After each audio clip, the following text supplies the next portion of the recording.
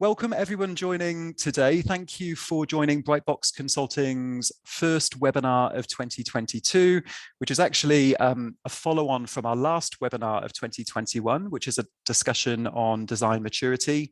I will introduce our panelists very, very shortly, but before I do, just wanted to do a quick introduction for those of you who didn't listen in on our last webinar on Brightbox Consulting. So for those of you who don't know us, we are a recruitment company and we specialize in human-centered design, digital technology and product, the main areas, but design is probably about 50–60% of what we do. And we've been recruiting in the design space for close to 10 years, and we place a lot of value on the networks that we build in the space. It's a very niche area, as all of you would know. So the one thing I just wanted to say was, especially given how crazy the market is right now and how overwhelming it can be when you're receiving hundreds of messages regarding job opportunities from recruiters, internal talent teams, and hiring managers.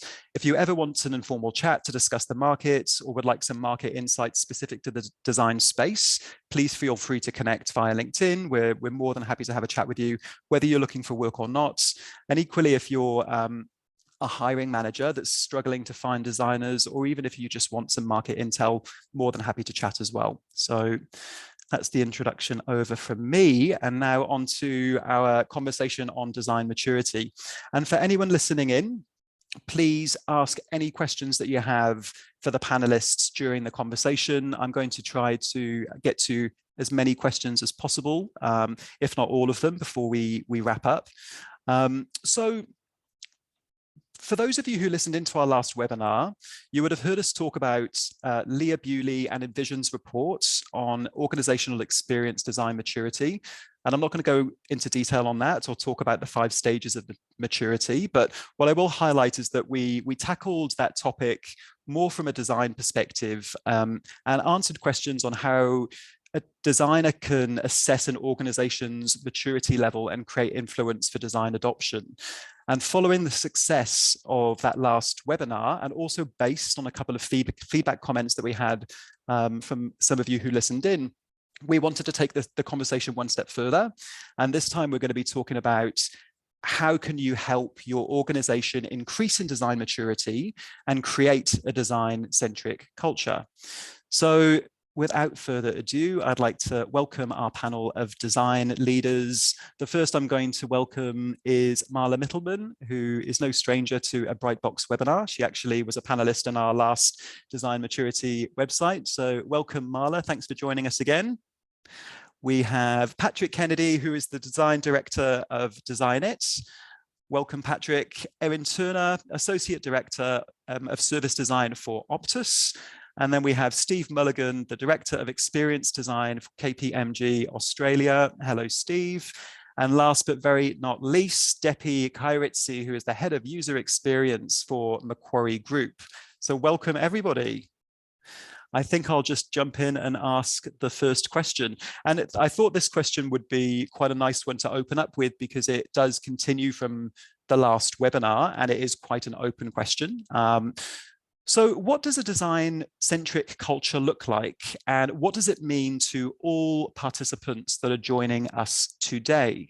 Now, obviously, I'm going to throw that out to you first, Marla. You know that was going to be the case. So I'll let you lead that question. I knew you were going to do that, Liam. Thank you. Of course you did. It's a really interesting question, actually. It's something I've been thinking about a lot since we had our last webinar. And I think I've sort of evolved my thinking from it primarily being sort of an understanding of design. And I think it goes broader than that. And to me, it's having more stakeholders and other people in the organization aware of the benefits of design and what it could deliver for a business, and also sort of enabling them to be able to talk about the craft and the benefits of design and what we can bring to the table, not just in sort of digital and service products, but even in potential strategy for the business as well. So that's my perspective, but I'm always keen to hear what other people think as well, because I always learn a lot so much from this. I always learn a lot from these panels. Thank you, Marla. Well, we'll throw that over to you, Patrick, next, if you want to kind of tackle your interpretation. Yeah, sure. I mean, the way I often think of it is it's about how the organization makes decisions. So that's a good yardstick for how far design has matured in that organization. So is it still a very old school kind of way of making decisions, top down, the hippo sort of phenomena where that person makes the decisions about what's going to happen? Or is it more exploratory? Is it more evidence-based? Is it more iterative? So that's my kind of working definition of design maturity. Great. Erin, I'll throw that over to you because I think you raised an interesting point around, I think a design-centric culture can be quite subjective. So I guess it's a case of, how can we baseline our understanding of what is a good design culture? Yeah, exactly. And I think, the point I was making is that every organization you go into will be at slightly different stages of the design culture or design centricity continuum, if you like. And so, you can't go into a smaller, potentially, a different organization, expect them to be way up, top of the design culture if they're just starting out on their design experience or the design capability. Whereas for other more mature organizations, you might expect to go in and see something a little bit different. But for me, in terms of defining design culture or a good design culture, I'd add to what Pat and Marla have already put forward, but also having that representation for design at a higher level. So having one person who can represent all the different design that is happening across the organization. And on the note of across the organization, also adding that an understanding that design isn't just customer experience or customer experience design, that staff experience comes into every customer experience. So we need to be looking across that user group in order to create great experiences across the board. And on the back of that is the proper investment in design as well. An organization that recognizes both the importance of it, has design injected at the right point in projects or in strategy, but also puts the investment into it to make sure it's being done properly. Yeah. Erin, can I just ask a question? Because you mentioned the representation of design at a higher level. Do you mean design leadership or do you mean, okay. Yeah, design leadership. So having somebody to represent the users or the design practices at a high enough level that it is embedded in strategy and decision making. Yeah, thank you. Okay. Steve, I'll throw the same question over to you and then we'll throw it over to you then, Depi. Yeah, I think there's two things that I'd like to add, because there's more additive comments in that when design becomes part of the strategy, all right, we actually help uncover the strategic vision and where the business should go, what are the right propositions. So how do I put it? The spectrum of strategic through to, I guess, more tactical design has evolved to becoming a tool that helps you literally find a point on the horizon as to where to steer your business. And design can play that part. And that's a hyper, I guess, mature sort of picture of what a really good, strong culture could be, because it's woven through the entire fabric. Now, this doesn't necessarily mean that everyone in the business is a designer. Right. What it means is that a lot of the people in the organization have an appreciation for it, but they still appreciate the specialists. There is a certain point in a lot of the maturity curve for organizations where everyone has been trained on everything design, right? And for better or worse, there's a point after that in an organization where the people who've been trained realize how challenging it is and the craft of being a good designer, whether strat design all the way through to granular pixel perfect design or org design and so forth. And I think that's a key moment, a turning moment in an organization's maturity curve, when they realize the challenging career that it is to be a designer.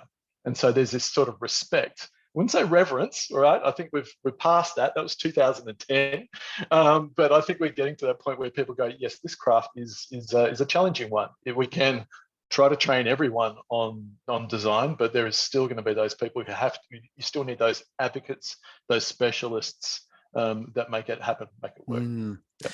Thank you for that, Stephen. And education, we're going to move on to education and what does that actually mean? And you know, how, from a design perspective, can you support the organization by educating the meaning and value of design? So we're going to definitely move on to that point. So Depi, is there anything that you would add to anything that anyone else has said? I think, I mean, brilliant points anyway.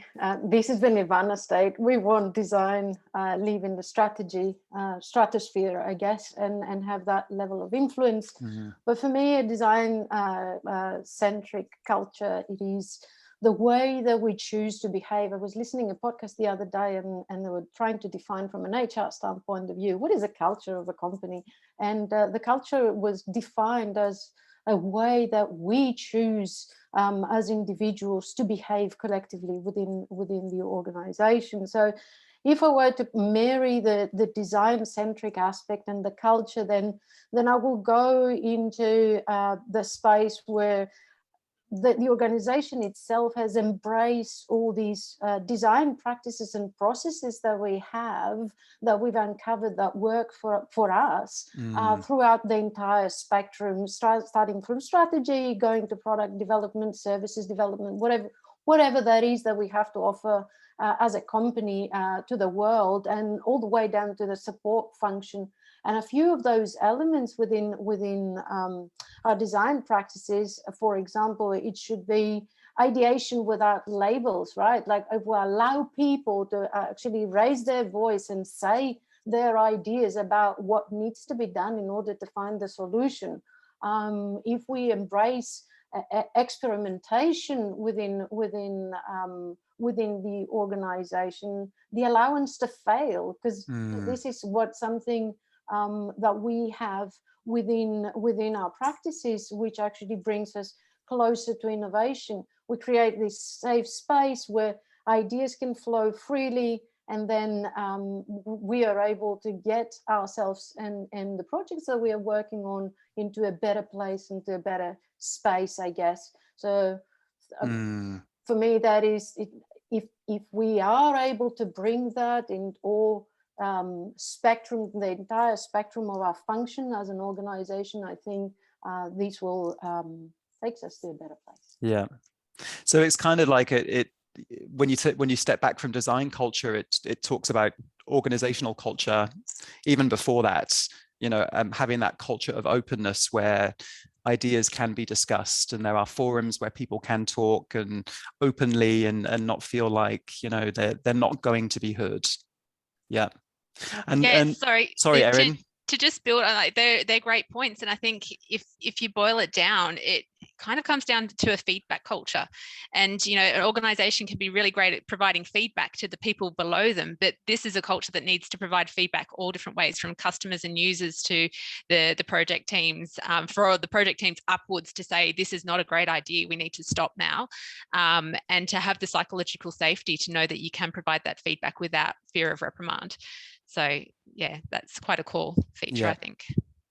I'm just going to raise a comment that Lucas made, and it was on your point, Erin, around staff experience. And he said that can often be overlooked, especially in large organizations with bulky legacy systems. If these are streamlined, watch the positive ripple effects, both culturally and financially. So good point there, Lucas. Anything else anyone would like to add to any of those comments before I kind of move on to the next question? Yeah, I was just going to, I guess, say what we've already said in a slightly different way, but it's about does the organization and do individuals think that they know the answers? I think that's a big part of that design culture. So if you are adamant that you already know what the answer is and there's no need to explore, and or perhaps you're worried about what those repercussions might be of trying, discovering, and changing direction, pivoting, I think that's also a great sign. So I think we've all seen organizations where that's that kind of decision making. That's how things are worked out, is someone believes that they already have the answer and there's no need to do any of what we would naturally think of as design.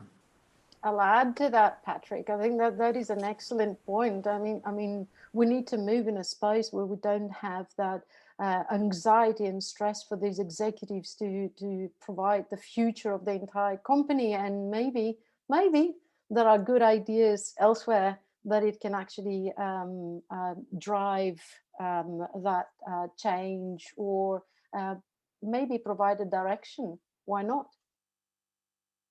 Fantastic. Well, a lot of agreement on some of those comments. I think that's spot on.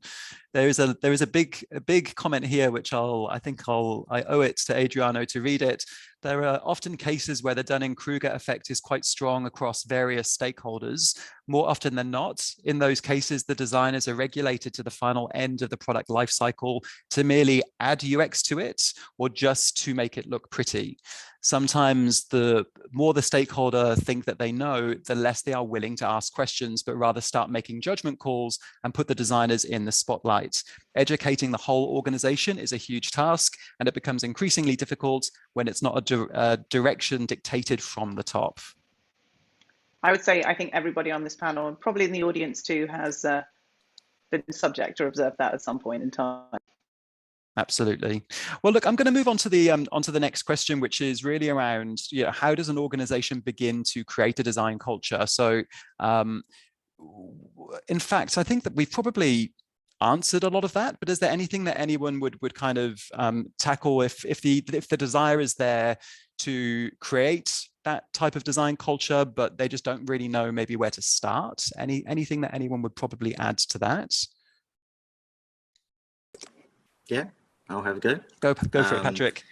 I think as this is coming more from the point of view of a design practice, or as a design function within an organization. And I think one of the single biggest things that you can do to permeate the rest of the organization is to make sure that you're having the right conversations at the right time.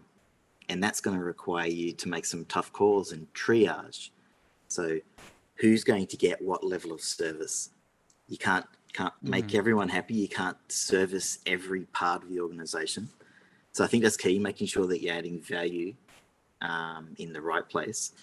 But also, and this came up in the last session, is around the navel gazing.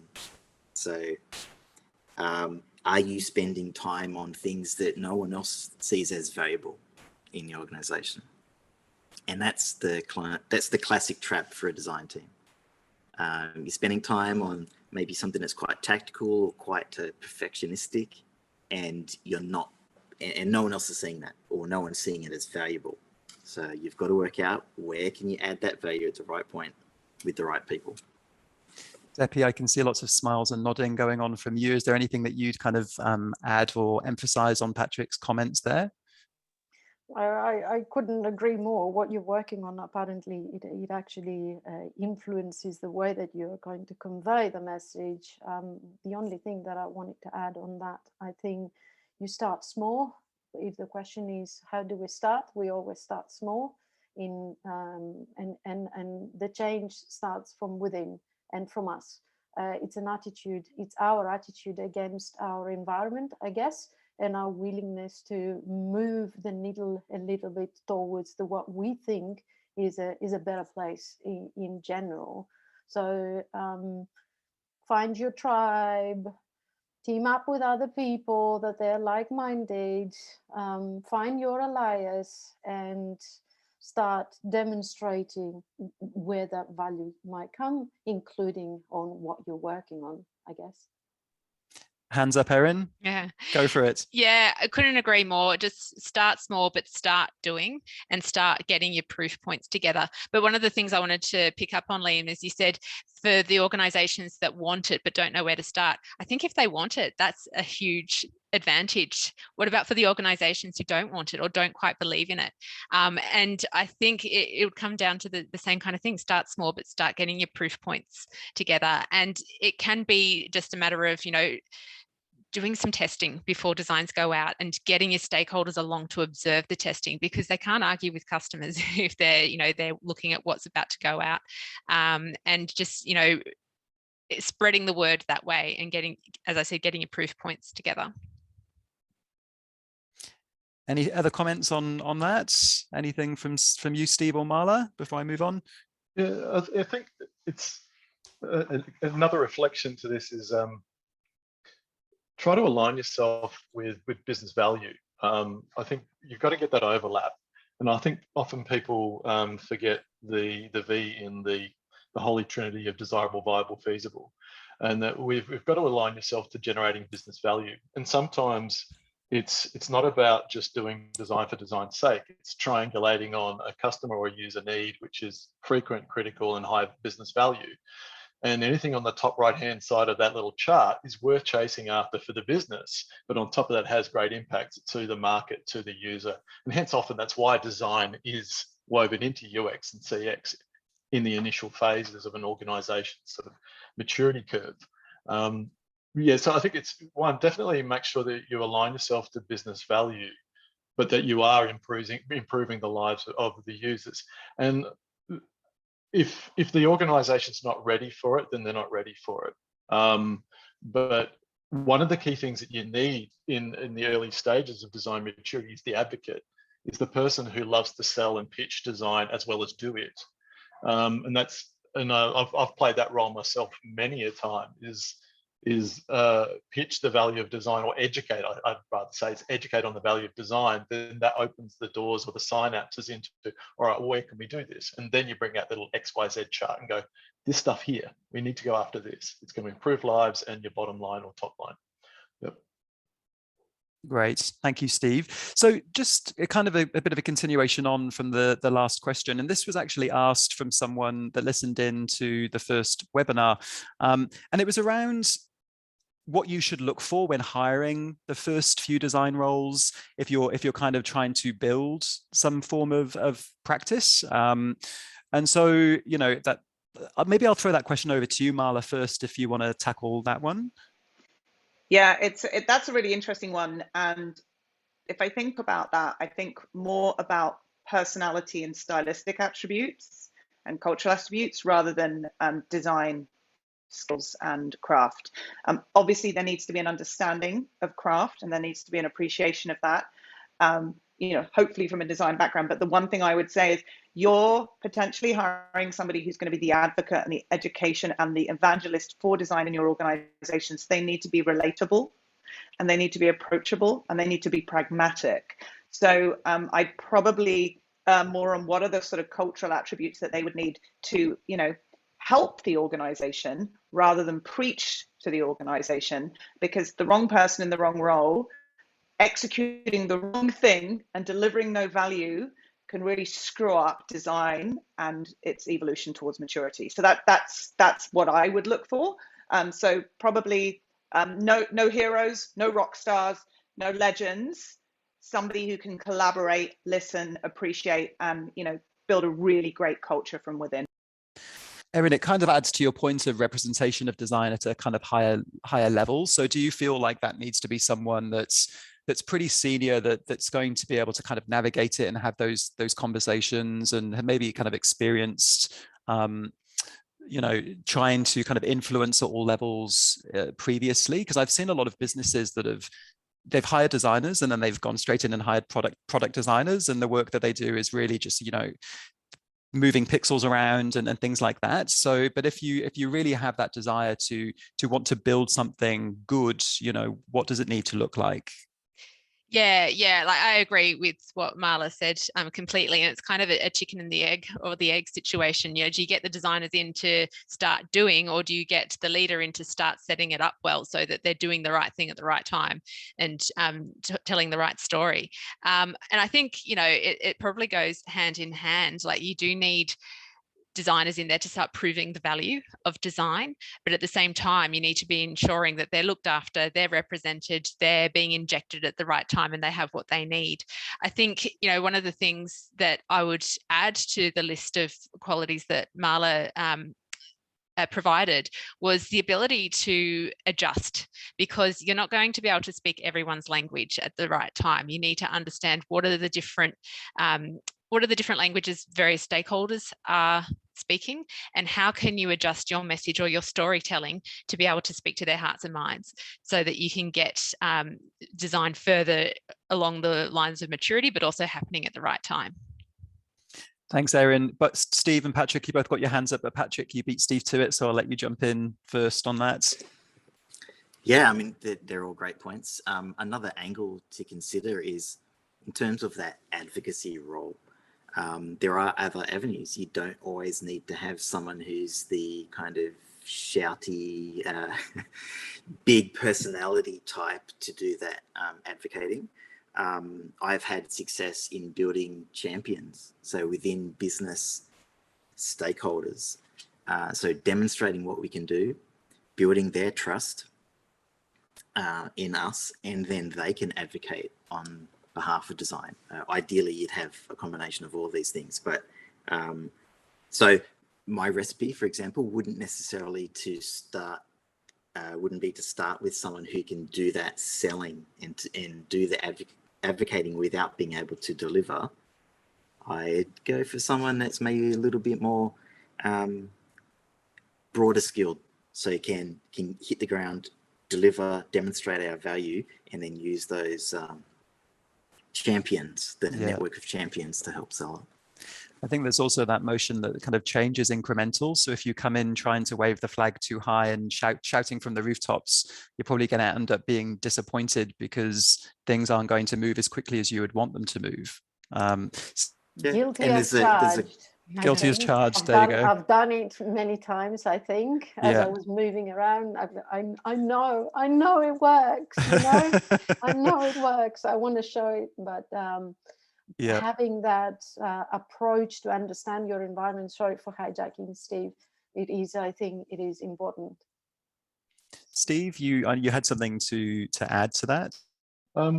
Yeah, so I resonate with what Patrick says, because I think part of it's about setting up the environment. And I'm a high functioning introvert, right? I like a place where I feel comfortable, where my team feels comfortable, where stakeholders feel comfortable. So it's not necessarily about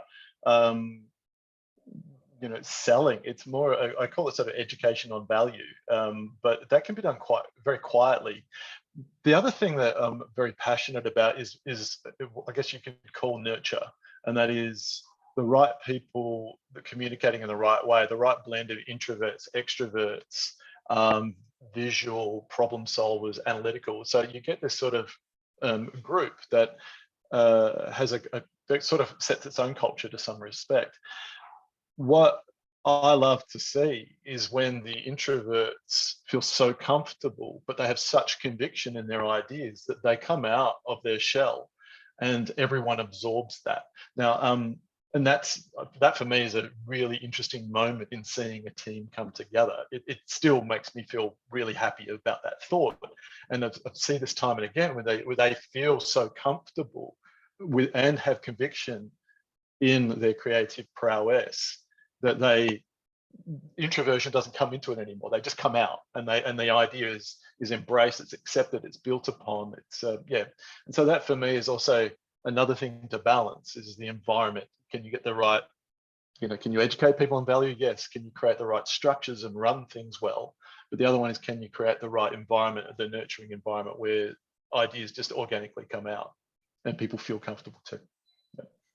We do have a question before we move on from someone listening in. Working on a project with different teams, how might we remove the preconceived notion to the design team as the art department of the team? And how can we educate them or let them see the value we are delivering as a UX design team? Would anyone like to kind of jump in and tackle that question there? I'm happy to take that one. That's Thanks, a hard Nala. one, and there's so much context that's sort of missing from that question that would really help give a much more sort of well-grounded answer. So I don't know how well this will resonate, but I've worked before in organizations where designers, visual designers, experienced designers have been seen as the hands and not the heads. As in, just make this pretty in whatever form that might be. And that takes time. And to really sort of change that perception. So I wish I had the silver bullet answer for that, because I think, it comes with, again, education, but also being open enough to share the process and broaden an understanding of why you're doing what you're doing. So when I say education, it's a really shitty word because it feels like we're sort of banging people over the head with a book, and that's not what I mean. What I mean is like really gently bringing people on the journey and demonstrating what we do in a way that they can understand the value, and they're bringing that into their own lives and their own occupations as well.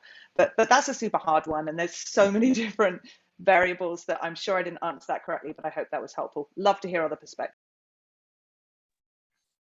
We have a comment which I'll just read really quickly. At a previous webinar, Marla spoke about proving out the ROI on UX is key to driving success in maturity.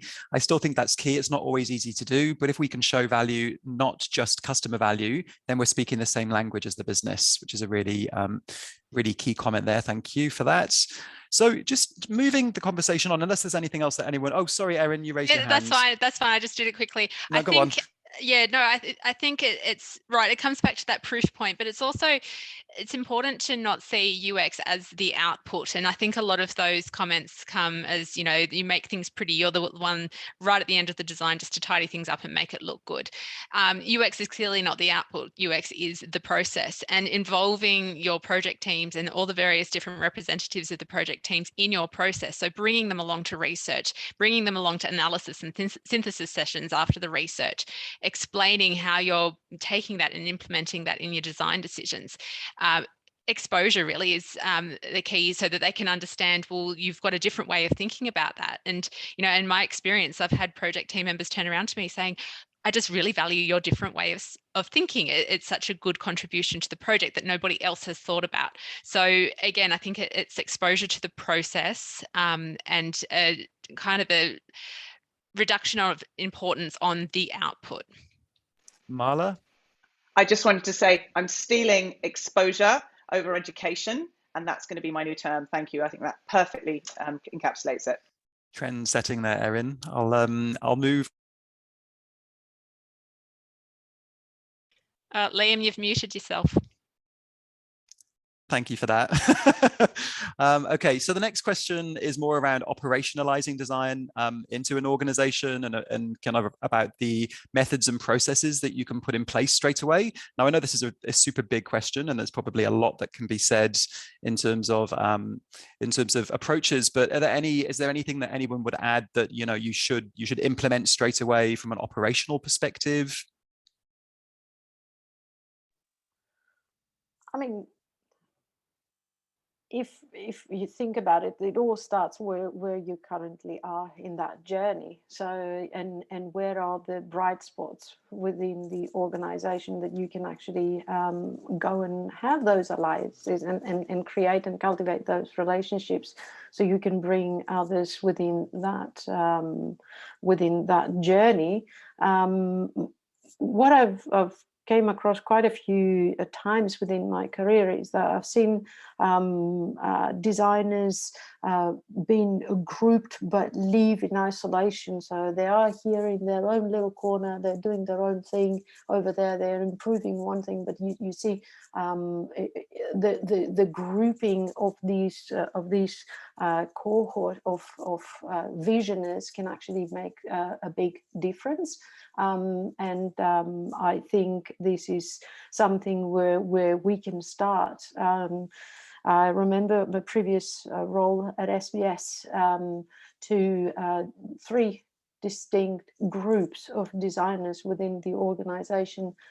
They had no contact or whatsoever with each other, and it was just only one person needed to say, hey, maybe we should start meeting every now and then. Hey, maybe we should start sharing customer input, and maybe this can help us learn more about the customer, and why not share it with the rest of the organization. So it is really relevant. It's a question that it has to always to do with where you are at that journey. There's a lot of nodding heads there, so I just wanted to check to see whether anyone had any more comments on that, or any additional answers to the question. Patrick?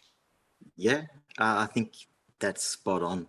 Like, find out what capabilities you've got in the organization, because if you know about each other, you can work together and you can help share that load and also share the demonstration of value. I worked for a large financial services company a while back, and we would find out, I don't know, almost on a monthly basis that there was some other design team that we had never heard of operating away in some corner of the room. And so we started to use guilds and things like that just to get the conversation going. So sharing knowledge, sharing contacts, sharing assets like designs and templates and stuff, but more about getting an understanding of, where are those bright spots? Where should we be focusing? Where's design not looking yet? So first of all, you just got to know who's out there and who can you work with. I've seen it in some different organizations, especially some of the larger corporate complex organizations where design sits in so many different pockets, and there's such a friction between different teams because no one really knows what the other team do, and there's no real kind of crossover, and it's just it creates bad kind of blood, bad culture, and just not a culture of collaboration. So I agree with both of your points there. Anything else that anyone else would like to make? Just add to that one, how difficult it is to do that when there's so many different titles that designers and UX people hold. It's quite interesting to see the vast number of titles. So that might be a challenge for us to solve as an industry. Suzanne says, I think a big challenge for designers is to be able to speak the language of the business, to raise their profile and be seen as an integral part of the whole product creation process. I think we all agree there, Suzanne. And then, so just moving on and maybe changing the tone a little bit, or just kind of about the areas that sit outside of design. So what other factors outside of design would help support the creation of a design practice and culture? And how do you go about aligning other areas to allow design to happen? Anyone want to kick that one off? It is a big question. I can have a go. You help me with that question, Erin. So I feel a responsibility to step in here. It's an interesting thought because we don't operate in a silo. Design is something that needs to be embedded across the organization, but particularly I think in product areas, for product areas to understand the value of design and what point they need to be bringing design into their conversations and their strategies, I think is key. We all know that design has a much better impact if it's brought in early, and UX research or discovery processes are used to formulate the product area. So I think product is a big area that we need to work hand in hand with. Anything else anyone would add to that question? I can move on to the next, which is really around, it's again changing the tone a little bit to kind of more leadership. And I guess this doesn't necessarily need to apply to design leadership specifically, but what is the leadership style that you should bring into a room that impacts other designers in the room in the most positive and effective way? Anyone want to jump in there? Marla, shall I throw that one over to you? Yeah, I mean, I can only speak from my personal experience, and I can't say that it works all the time. I think I'm just going to sort of read the question again. I think just appreciation of the different personalities that exist within your team and the different nuanced styles that people have. Not everybody is going to feel comfortable presenting and sharing work. Not everybody is comfortable working in a collaborative environment and might want to work more as an individual contributor. So I think, when you say leadership style, I don't know if there's one style.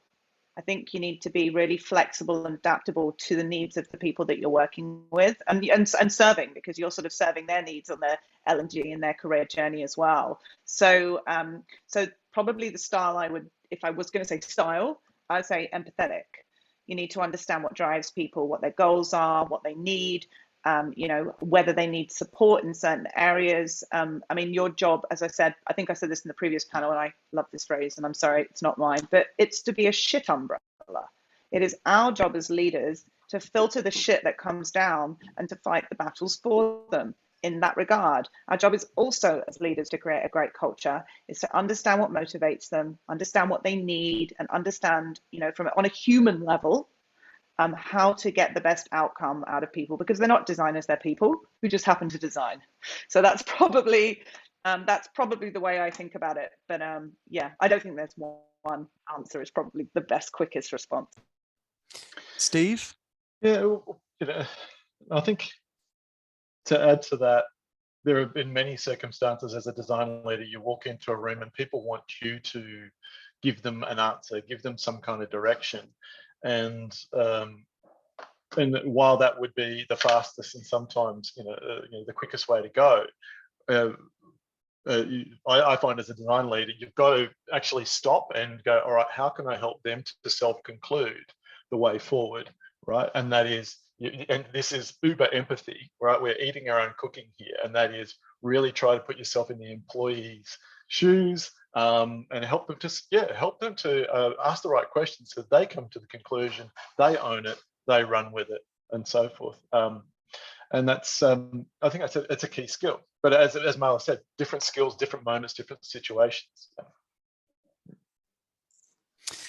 Anything else that anyone wants to add on that, Depi? Yeah, I'd like to add on that, because both attributes that you guys mentioned are great, and absolutely both the flexibility and being able to understand the team, and being able to give them the autonomy and the flexibility to serve themselves. But on the other hand, it is also, I feel, be the example. It is the way that we behave, and the way that, and our attitude against and our behavior is actually, which as a parent, I feel that it's the hardest thing to do. It is very easy to set the rules for, like, this is who we are and this is how we should behave, but it is we should be the first one who are actually showing the example and their attitude against difficult stakeholders, challenging environments, processes that they're not being followed, opinions that they're not heard, customers that they're not sitting on our design table, and so forth, or all that. Maybe because I'm dyslexic, maybe this is the best way for me as a leader to be able to represent all those values that we want to demonstrate as a team. Thank you for that, Depi. Marla, I'm going to throw this one over to you, and it's quite a big one, and it's one that we discussed together. But what does design best practice look like? What processes need to be implemented to ensure design plays a critical part in an organization? I'm going to break that up because I feel very passionately about the first part of that question. What the hell is best practice when it comes to design? Like, I really hate that phrase, and it really annoys me because I see it quite a lot. And to me, the way I interpret best practice is, what have other people done before and how can we mirror it? And to me, that's not design best practice, that's design mimicry. And so I sort of deliberately pointed to ask that question because I feel like it's a phrase that just needs to be completely torn up and thrown away. Because at the end of the day, every different problem, takes inspiration from really great solutions that have already solved this well. But I think our role as designers and practitioners and leaders in this is to innovate and make things better. It's great to copy, but only copy if you can make a market improvement for the use case that you're applying it to. So I specifically wanted you to answer that question because it drives me bloody nuts. And I hate the phrase best practice. Who defines what's best? So I think this whole best practice thing has just got to be sort of like thrown in the bin and done away with. With answer to the other question, like at the end of the day, the whole point of human-centered design is we don't take risks into production without making sure the solution's right. And, I'm not saying you have to test every single thing, you have to take a pragmatic view about what you can, but $1 spent on testing pre-release is $100 saved post-release, and so best practice is not, this is the way that everyone's done it, let's copy it. It should be, we have a great methodology that relies on bringing people into the process and verifying and validating. I actually don't like the word validating either, but that's another bugbear. that it is right for the case, that it delivers value to the business and people can use it. So that's my take on it. But you literally could get me on a soapbox for this for half an hour, so I'll stop talking. I won't be mentioning best practice to you again, Marla. Don't worry about that. What about you, Erin? Is there anything that you would kind of add to that point? Yeah, I think I'd definitely focus on the method, like best practice. Well, what are you designing for? Everything needs to be, you know, thought of within the context of the project you're working on. But a solid methodology that you can fall back on, that everyone in the team knows to follow, that has been tried and tested, and we know that works and is being supported by the business as well. That's where the best practice lies. You know, design systems set in place, the right tools, the right level of stakeholder engagement, the right point. I'd say that's what we need to focus on rather than the actual output. Patrick, is there anything that you'd add to that? I guess like it is just so contextual. It depends on the organization and what the specific structures are, you know, where design is placed in that organization. So many different things that mean exactly what Marla was saying. Like, you don't want to just blindly copy what someone else is doing. It needs to be contextual and apt for your organization. We've had another question, which I'm going to throw out there. I feel like design as an industry has exploded in the past few years, and it seems many are quick to jump into the practice without understanding the full suite of the methodologies and skill sets required, which has led to a vast spectrum of quality. What would you do when you recognize designers, especially in senior roles, who aren't familiar with some of the basics in design and find that understanding of experience design is pushing pixels? Erin, I can see you're nodding. Do you want to maybe just jump in and provide some insight there? Yeah, I think that comes down to, you know, people leadership, good, positive people leadership and coaching. You know, people don't go to work every day to do a bad job. People go there to do the best job. So what is the gap between what they're doing and what needs to be done, and work at that level and understand what's holding them back. And it could be a cultural issue in that that's been allowed for in the organization because the understanding of design isn't huge or isn't great there. So then you've got a bigger issue to solve, but digging down and understanding why and tackling it at that level, I think is the way to uncover that or to deal with that issue. Marla, you're raising your hand. Would you want to contribute something to that? Only to back up Erin's point, and I think that's our roles is to understand and teach, and to mentor and coach. And you know, there's lots of, I mean, at the end of the day, there is a flood of people coming onto the market who've taken some great courses and have taken some not so great courses. And I think, you know, there should be a lot of opportunity for up and coming designers who are willing to learn. It's not their fault if they were hired into a role that was above their capability sometimes. That might be the fault of the organization and whoever was the hiring person at that time. That is not their fault. But it is our responsibility to try and understand where those capability gaps exist and to help bridge those gaps and to nurture them. And I really honestly think I'd love to see more junior, intern, entry-level designers coming in and having a buddy system like I've seen in other organizations, so that we can really start to sort of spread that design love and create like a mentorship program within the organization, so that, you know, we can start. This is going to happen everywhere. There's always going to be someone who can't fit that role. It doesn't always just have to exist in design, but we can help support that. So teach, support, etc. Steve, over to you on that one. Yeah, and I think I just want to bring back the E word, exposure. So I think, you know, when people come into a role that they may be not fully equipped for, they may not yet know. And so how do adults learn? Well, it's through exposure to certain circumstances, and also, I guess, exposure to certain outcomes. So if you can expose someone to, well, there's more to design, right? There's more to, and I'm not going to use the word best practice here, right? Trigger, but exposing them to other examples out in the world of how design has created an outcome. And when I've mentored people, often they go, wow, can you tell me more about that? And so that opens up the synapses. And that's when you have a growth conversation now. You go, okay, well, here's where I think you are. you're green on many of these capabilities across the spectrum of design prowess, but you're amber and maybe a little bit red on a few of them. Let's have a growth conversation, right? So it's rather than saying here are your gaps, it's like here are the opportunities. But it's giving them an exposure that dangles that carrot of ambition, I guess, or it shows them what great looks like in certain contexts to really whet the appetite, and then you can have that growth conversation. Or it helps anyway. Yeah. Erin? Yeah, I completely agree with that that approach. One thing I would add to that is the importance of setting up the relationship and setting up the feedback culture and the trust between yourself and the person you're working with, because they will be a lot more open to those growth conversations if they trust that it's coming from the right place and their best interests are at heart. So you've got some work to do with, you know, all of your team members, all of your stakeholders to make those relationships. But once you can create that trust and that expectation of feedback that goes both ways, not just from you to your team member, that's when those conversations can really have the impact they need to have.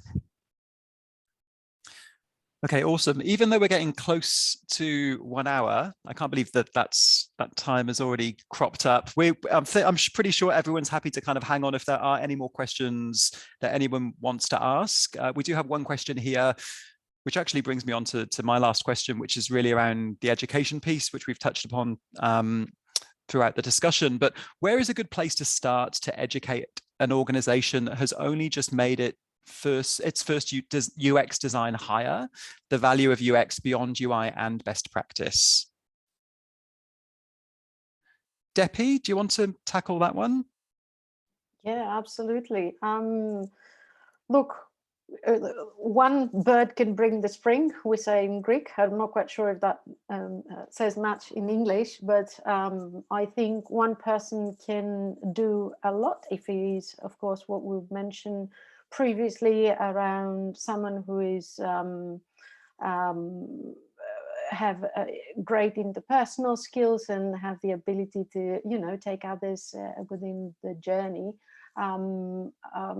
But I think the educational piece can start, but definitely by demonstrating and putting in practice what you know that works best, where we can find within the process our blind spots and expose it to others so they can see, you know what, I can design in isolation and create really beautiful things, but unless I've exposed it to our customers, I'm not going to be able to give you something that it's great and brightly and broadly embraced.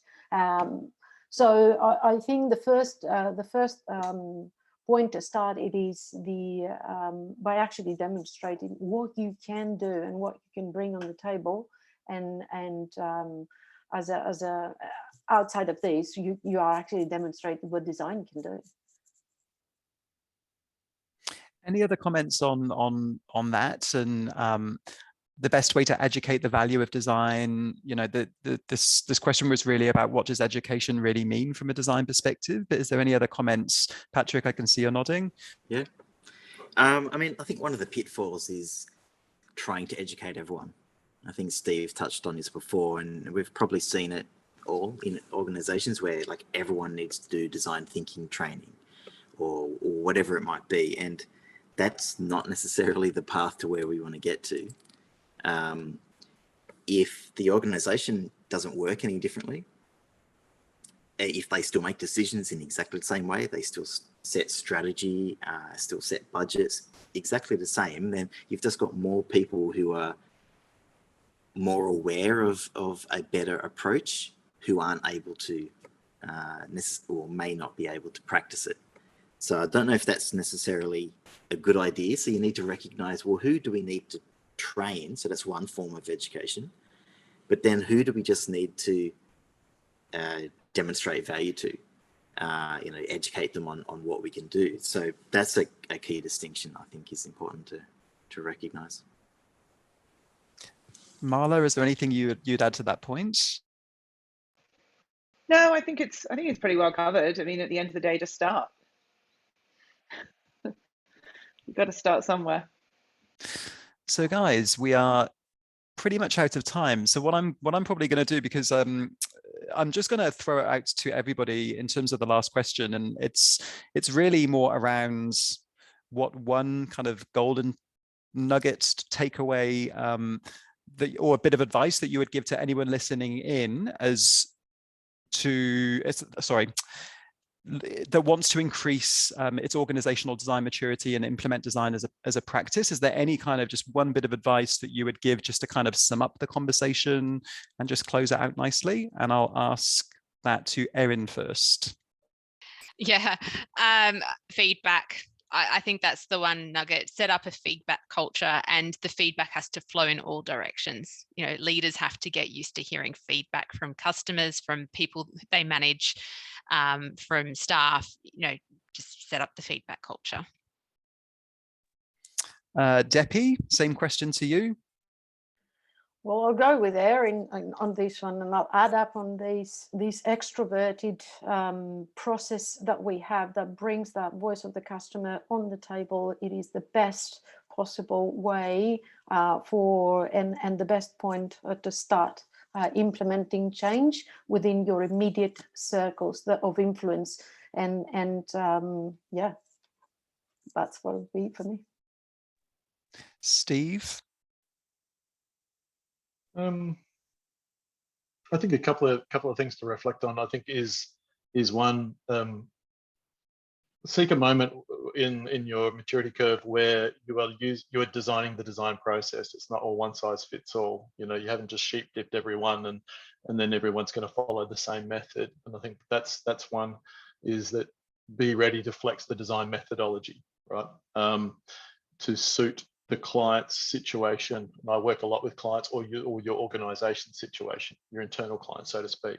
I think the other one is position design as a way to intervene in human behavior, right? Whether it's to attract or to serve or to retain human beings, right? All design is human centric, or it should be employee centric, staff, citizen centric. And so we are trying to change or intervene, even if it's a pivotal moment in the lives of people out there in the real world. And so I think if you want to educate people on that, design is around trying to intervene and help and uplift the behavior in some respects. Yes, there's going to be a commercial lens. Yes, true. But at the same time, we need a win-win for the customer. So it's behavioral. Yep. That's from me. Marla, over to you. I personally agree with Erin and Depi, and I'd say, you know, bring people into the process. Don't let it be a black box. It's not special snowflakes sitting in a room doing special things. It's not like that at all. And so the more people that understand what you do, the more advocates you have. And the other thing I would say is try and find allies that don't exist within design who could advocate for you, because they're really strong alliances to have. And it also means that voice isn't just coming from one central designy place. It means it's coming from different aspects of the organization. So that would be my advice. And Patrick, we'll end that last question with you. Yeah, so many good ones. So I'll go with, if you're an introvert, you can have an impact and you can be promoting the design culture of your organization. Don't think that it's just the people that get up and shout and are eloquent and, you know, can control a room. You've got a role to play as well. Thank you very much, Patrick. And thank you for everyone for listening in. Depi, Erin, Patrick, Marla, Steve, thank you so much for taking out the time. We're getting some comments and love from people thanking everybody for their contribution. I think design maturity is something that's, you know, we could keep approaching and having conversations about, but it seems to be a topic that's on everyone's lips, and we hear it a lot from a lot of designers that we speak to on a day-to-day basis as well. So thank you so much for joining, everybody, and really appreciate your time. This is being recorded, so I could see a lot of people were jumping in halfway through the conversation, so you will get a copy of this recording. Feel free to share it with any colleagues and friends if you want them to listen in on the conversation too. But thank you very much, everybody. See ya. Thank you, Liam. Take care, guys. Thanks, Liam. Thank you Thanks, so everyone. much. You're very welcome. Thank you, Bye. everyone. Great discussion. Bye.